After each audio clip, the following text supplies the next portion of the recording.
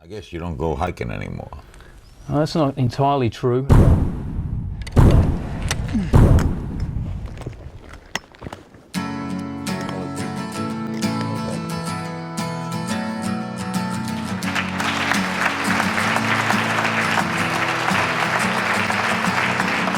You saw on the video there, they wheeled me in on that gurney. And that was my introduction to your world. Right? I'd never been in hospital before. Actually, apart from that first time with Mum. When you're at the center of something, like I was, from the moment I woke up, I was in a fight to stay alive.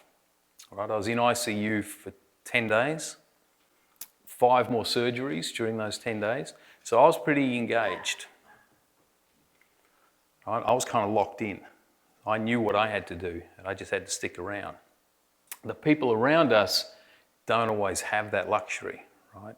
So for you guys, when you're dealing, you've got the patient right there, but then you have this periphery, these people on the outside that if they're like my mum and dad, they feel kind of pretty helpless. They're not kind of locked in the way I'm locked in. So it's worth thinking about. You might think you're only dealing with one person, but you're dealing with a whole bunch of people. Now here's the thing, Elaine's job was really to make gloves for people using chairs to kind of look after their hands, and really that's what she did. And I went to Elaine one day and I said, Elaine, I've got this idea. Do you think you could make me a pair of padded shorts? And she said, yeah, well, what's going on? I said, well, I'm going to climb this mountain and I need to protect my stumps. Now think about it. Elaine makes gloves. She could have so easily turned around and said, well, do you know what? We don't actually make mountain climbing shorts here, right? We make gloves, but we don't make mountain climbing shorts. She could have so easily did that, but what she did, she took me out of that box called patient.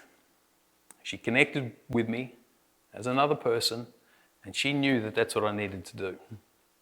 And so she made me those shorts. All of us have the opportunity to do that, right? It's one of the biggest traps I think that we can fall into in this space is just putting somebody in that box called patient and forgetting that they're another person, right? If we can connect with them as another human being, trust me, it changes everything. When I think back, the best things about that Kilimanjaro trip happened before we even set foot on the mountain. Right? We landed in Tanzania. We had a team on the ground that arranged for us to visit these kids in this orphanage.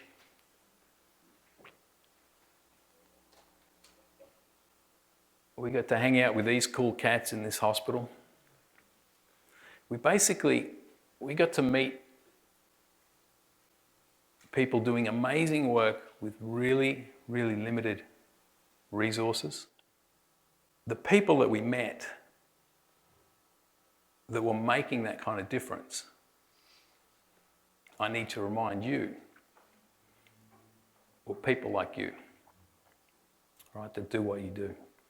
I know it's really easy to get bogged down in the day-to-day, right, with all the obstacles that tend to pop up, especially in healthcare all the time, all the things that get changed. It's really easy to get stuck in that, but I want to remind you guys that what you do matters and that it makes a difference, right? It was people like you that took me from here to here. And for that, I just want to say thank you.